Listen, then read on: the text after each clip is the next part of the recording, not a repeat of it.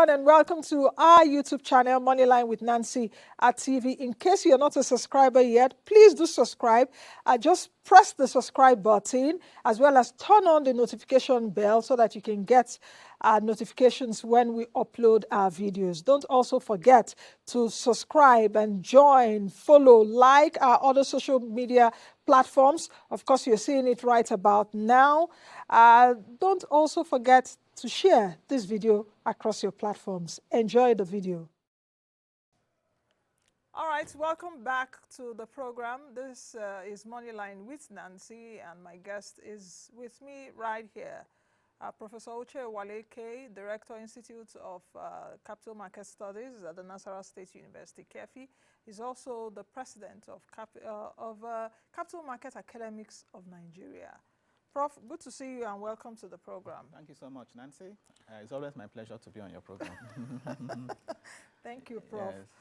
For the first time in 5 years, the MPC, like I mentioned at the beginning of the program, cut rates, that's the monetary policy rate, by 50 basis points. I know you've been canvassing for lower rates for a very long time. I'm a dove. Yes, you're a dove. Yes, when it comes to policy. Yes, but now they are resembling a dove. This, their last meeting, they were dovish. Yes. But I don't know if they're a permanent dove or if they have characteristics of a hawk and a dove. No, it's data-driven. It's data-driven, just like you said. Yeah.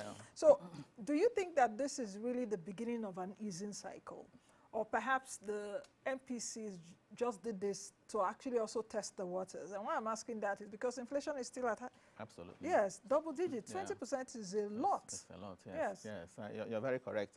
Yeah, in fact, I gave an interview to a media house shortly before the MPC decision. And I also said I wasn't expecting the MPC to, really start cutting, rates at this time.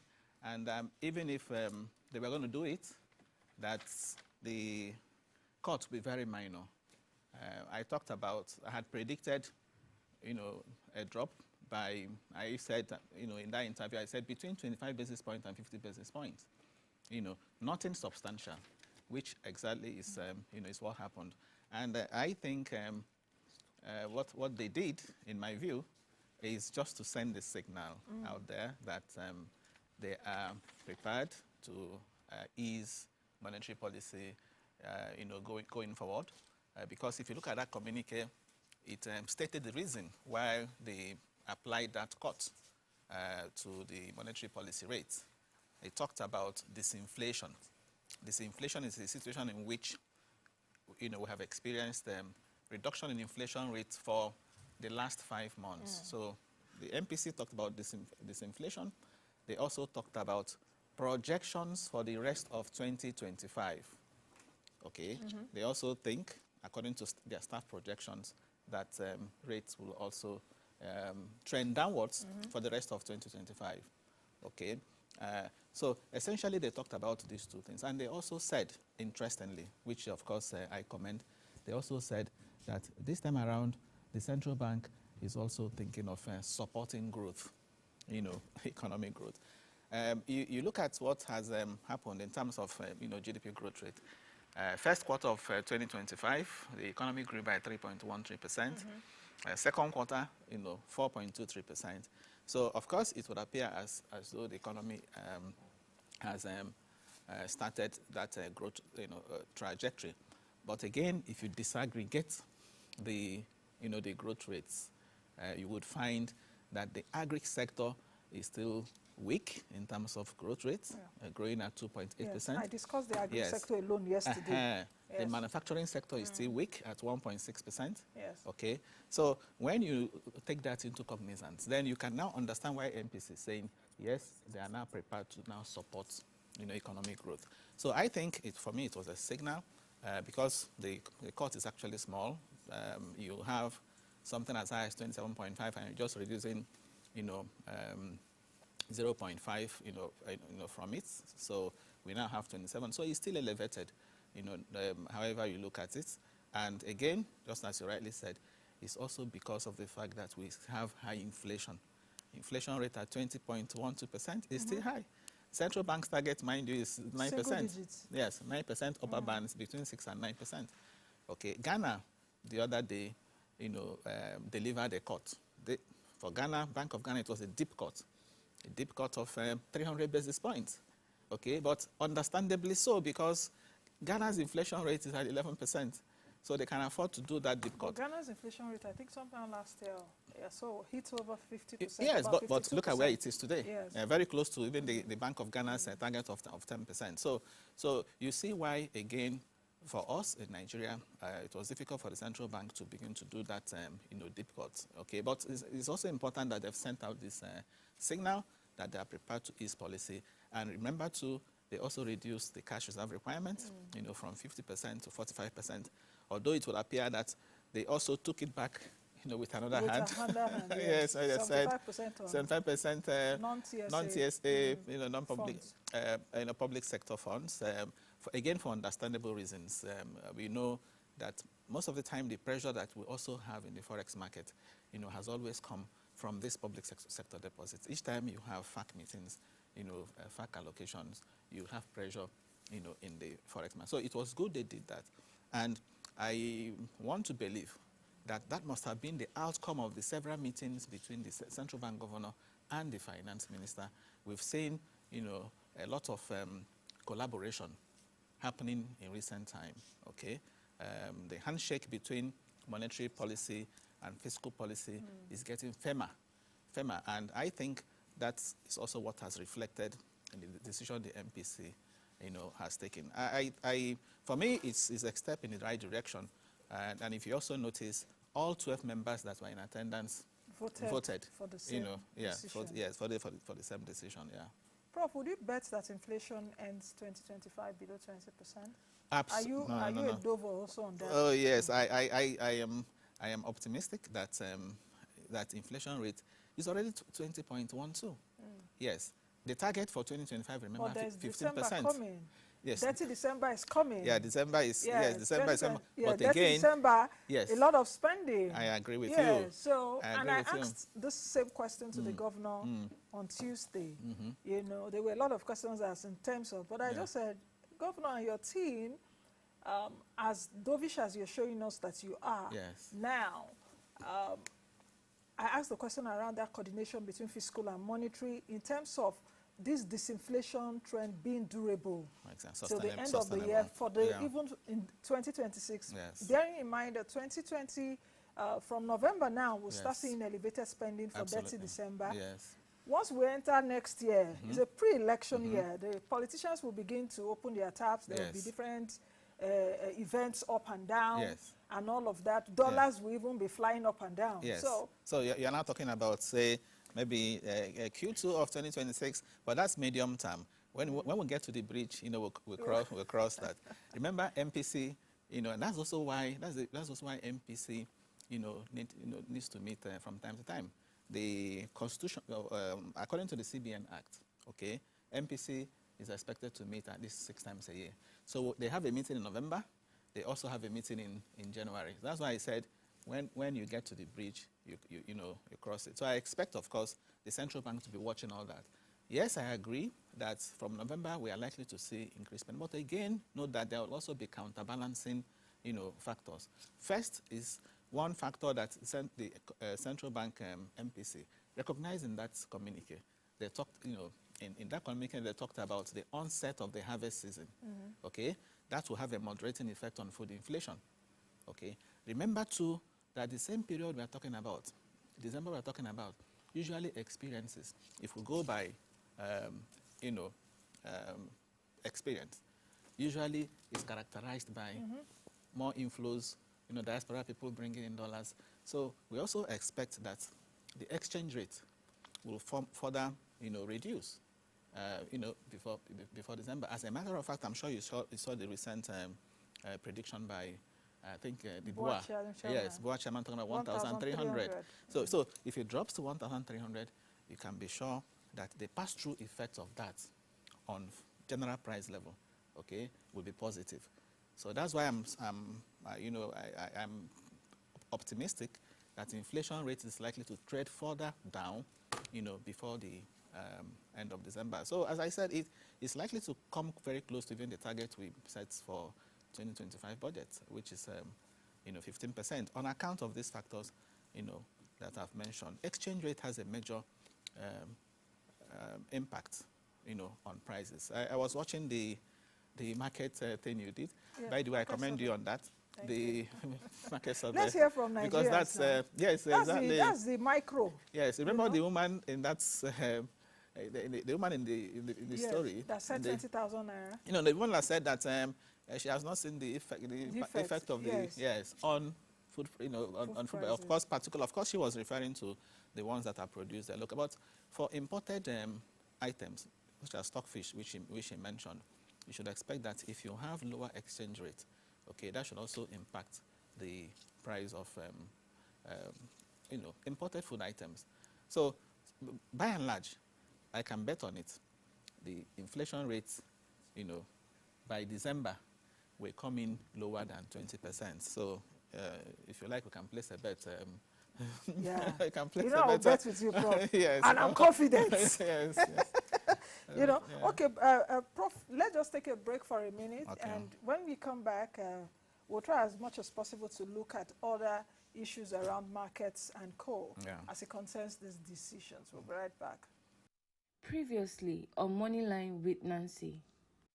There was a slight improvement, I must say, perhaps around agriculture, but food inflation still remains sticky. Speak to me about that disconnect that we're still seeing amongst these ratios. Again, thank you very much. Again, food security is critical to the growth and development of any economy. I must say that, again, even in this second quarter, there's been slight improvements, in the GDP figures as related to agricultural contribution. And also, about a year ago, we're talking about 30% inflation rates, in agriculture. But right now, we're in the 22% range. But I would say that as much as farmers are contributing their quota, investments coming into the sector, though not enough. Again, prices of some of the inputs because of inflation have also not dropped. And that's why we're still having over 20% inflation rates in the food sector in this country.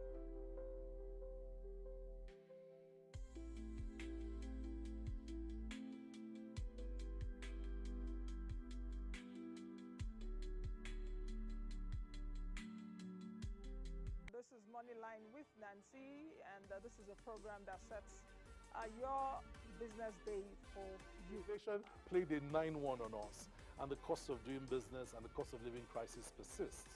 But we can win. We can win on those two things. We need to work on our infrastructure, maintain what we have, and add new infrastructure. Isn't it interesting to you that it still costs less to ship something from China to Lagos than from Dakar to Nigeria? Resilience is not only bouncing back when there is crisis or shocks. Resilience is about the ability to adapt, the ability to innovate, the ability to thrive in a VUCA world, which is basically a world that we have a lot of vulnerabilities, a world that we have a lot of uncertainty. Thank you, Nancy. You've been doing a great job in trying to educate Nigerians, and we must appreciate you for that. Everybody tells me you're the gold standard in this business, yeah. Well, Nancy Naji, be the best you can be, and be that change that you want to see. This is Moneyline with Nancy, and this is a program that sets your business day for you. Inflation played a 9-1 on us, and the cost of doing business and the cost of living crisis persists. But we can win. We can win on those two things. We need to work on our infrastructure, maintain what we have, and add new infrastructure. Isn't it interesting to you that it still costs less to ship something from China to Lagos than from Dakar to Nigeria? Resilience is not only bouncing back when there is crisis or shocks. Resilience is about the ability to adapt, the ability to innovate, the ability to thrive in a VUCA world, which is basically a world that we have a lot of vulnerabilities, a world that we have a lot of uncertainty. Thank you, Nancy. You've been doing a great job in trying to educate Nigerians, and we must appreciate you for that. Everybody tells me you're the gold standard in this business, yeah. Well, Nancy Naji, be the best you can be, and be that change that you want to see. Yes, I do. All right, welcome back. Professor Uche Uwaleke is still with me. He's the Director, Institute of Capital Market Studies at the Nasarawa State University, KEFI, as well as the President, Capital Market Academics of Nigeria. Prof, now let's get into some other issues. How do you see, what's your outlook for the broader economy moving forward? Of course, we've talked about fiscal spending, wrapping up perhaps in Q4. Yeah. We've also seen a lot of FAC Yes. distribution. Yes. Never in history has it been done. 2.1 to 2 trillion. They share 2 trillion Yes. these days. So what do you think about the broader economic outlook? And perhaps I would ask this question. What do you think is the biggest policy risk right now that you see over the next few months? And I think I wrote something well, I've down had here. people say that, Yeah. well, this platform that I belong to, one of my very senior colleagues, a senior professor, arguing that the central bank, should have waited, for the rest of the year before even doing any slight cut. So he also thinks the action of the central bank now could exacerbate the inflationary pressure by way of, increase the money supply. Remember that, again, I want to believe that part of why he said that has to do with not just the reduction in the monetary policy rate by 50 basis points, but also in the adjustment to the width of the standing facilities corridor that the MPC, made.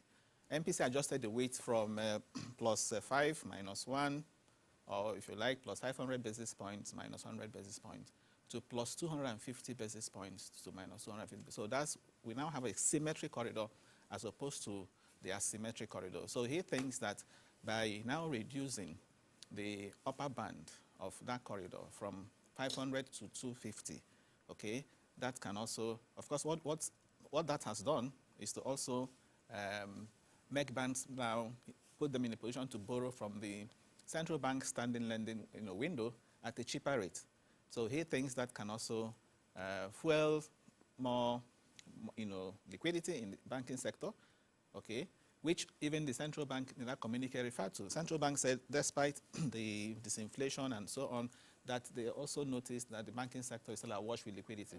So this, my friend, is arguing that this particular action could further trigger it. So that's the risk. That's the big risk, from that perspective. But again, I'm also happy to know that the bank MPC noted that, of course, they will be watching and that they will be reacting, based on data. Now, talking about the broader economic outlook, I think that the economy will close stronger, in 2025. What do the you IMF, see for GDP? Yes. What do you see? What figure? Okay, what I see around, I see around, on the average, around 4%. For the whole year? Yeah, for the whole year. 2024? Yes, I mean for the whole year. You see, first quarter 3.13%, second quarter 4.23%. If the previous year's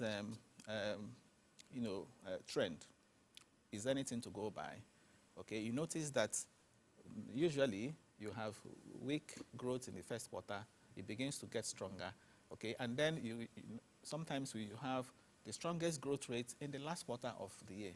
So I want to believe too that the pattern will continue. And we may see, even though I have read, again, somebody with all respect in the industry, predicting a lower GDP figure for quarter 3 of 2025. But I don't think that may happen. First, we are witnessing increase in crude oil production. For the second quarter, it came in at 1.68 million barrels per day. So we are also likely to witness, more increase in crude oil production. So if we have increase in crude oil production and we don't have any major shock in the international crude oil market in terms of oil price, I expect the oil sector to do more. The oil by the way, the mining sector did 20% in the second quarter of 2025. Okay, so that sector, and of course, the fact that the banking sector, financial services sector, okay, has also, been doing well, and I want to expect that better performance will be posted, in Q3, the telecom sector, and all that. So when you take all that into consideration, I want to believe that Q3 and Q4, even if we don't have a stronger performance in Q3, but the Q4, going by previous days data, will come out stronger. So on the average, we're likely to get 4%. The IMF predicted 3.5. Okay, but I think that the growth rate for GDP for Nigeria for 2025 will be higher than what the IMF, has predicted based on some of these factors I've mentioned. So again, you also notice, even in terms of PMS price, you also notice PMS price, on the downward trend. That will also help to spur growth. Of course, rub off positively even on inflation. We're also importing less fuel than we were doing before. Okay, so some of these favorable outcomes but will all these impact things that GDP we're positively. saying, Prof, just like the market survey that we did, Yes. we're going a lot more technical. We're saying the macroeconomic environment is improving. Yet all those indicators are still a bit sticky, How does this really get to the common man? Absolutely. That person watching us now and saying, what kind of English is Nancy and Prof even speaking? That fuel price is coming down, Yes. this one is coming down, Yes. CBN has adjusted. How will Yes. this affect the common Yes, man? that's a very good question. How does it affect the common? As a matter of fact, I was looking at the inflation figure released by the National Bureau of Statistics, the details, the state profiles. In that report, food inflation, okay, even though food inflation on the average was reported at about 21%, in places like Borno State recorded food inflation of 36%. Yes. Okay, that's very high. Very significant. Yeah, very significant. So yes, these questions are very valid. Okay, how do all of this stability in the macro economy, the numbers, reflect on the common man? We talk about improvement in GDP, we talk about disinflation, we talk about stability in exchange rate, we talk about current account surplus, over $5 billion, we talk about healthy external reserves, now $43 billion, enough to finance over 8 months of imports and all that. So how do they trickle down? Okay, so that is the a very important question. Now, from the monetary side, maybe I should start from there. What I think the central bank should now focus on, especially now that we are told that 14 banks have met the recapitalization. Yes.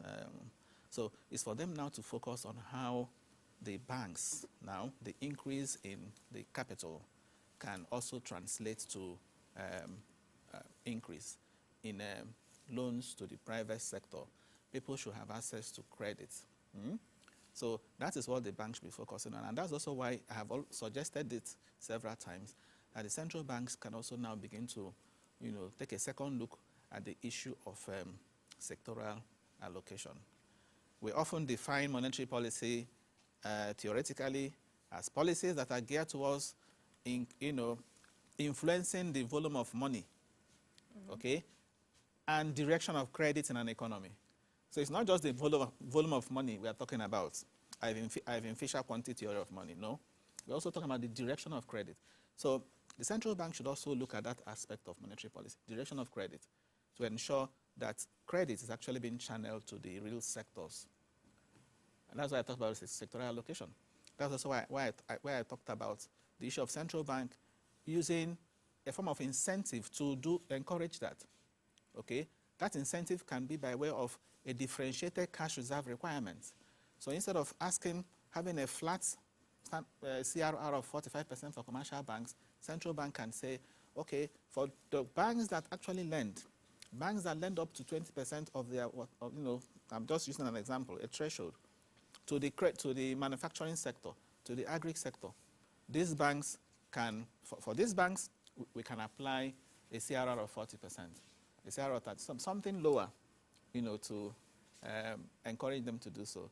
And I've also said that central banks should institute an annual award for banks that are actually meeting this, credit to the private sector, to encourage them to say, well done, we want you to do more in that direction. So that's on the part of, maybe you can also, help amplify it, this annual awards thing about, the NGX, okay? You hear the NGX, organize awards for companies that are, doing well in the capital market. So the central bank can do same. You have an award for banks that are actually complying in terms of, credit to the real sector. But if you come to think of it, what is even the essence of the financial institution? The primary role that financial institutions should be playing in an economy is to mobilize funds from the surplus units and channel to the deficit units. The financial sector should be able to help to grow, bring about inclusive economic growth. So it's a situation in which, as we have it today, the financial sector appears to be disconnected from the real sector. You find the financial sector growing, you find the real sector tanking. Okay, that disconnect is what we should try to bridge. And I've just told you one of the ways by which they can do that. Central banks should intentionally, put in place measures to, bridge that gap. On the fiscal side, okay, how, can this also trickle down? Okay, I have said we use the numbers to work. Okay, the numbers are saying that the agri sector is not doing, well. 2.8% is too low. This is a sector that contributes over 20% to GDP, and this is a sector that employs, majority of Nigerians. And if you look at even the GDP number released by the National Bureau of Statistics, agri sector only has 8% formalization. The rest, informal. Yes. So we should intentionally again ensure that we invest in the agri sector, and to the point where food prices can begin to come down. So inflation, food inflation, is not, in my view, not a monetary phenomenon. Yes. It's not demand. It's not because too much demand, chasing too few goods. Look at the case of the figure by the National Bureau of Statistics on food inflation. Food inflation, least in states like Zamfara. Would you say in Zamfara state it's because of demand? No. It is the supply side. Okay, so governments should now do something about the supply side, about food output, about ensuring that farmers get, the inputs, farm inputs, fertilizers, seedlings, and so on, about ensuring that post-harvest losses, are reduced to the barest minimum, about ensuring that farmers can also move their goods from the farm, to the market. Yes. Rural roads must be taken, care of. Which is the responsibility of states. And that's when I say government, I'm referring to all. Yes, okay. Yes, extension services too, very key, and also ensuring that even the entire farming, is mechanized. Ecosystem is mechanized. Okay, so Prof, these are things we can do to have increased food output, and to also ensure that food prices come down. It's only when food prices come down that the common man will tell you that this GDP you're talking about, yes, it will have... and for food prices to come down, every other thing must align. As it were, more food production, yes, perhaps lower transport costs, energy costs, exactly, all those stuff. So it would shape that food ecosystem, and all of us will say, okay, that things are getting better. So I hope that the government is listening. They do watch, your program, but yes.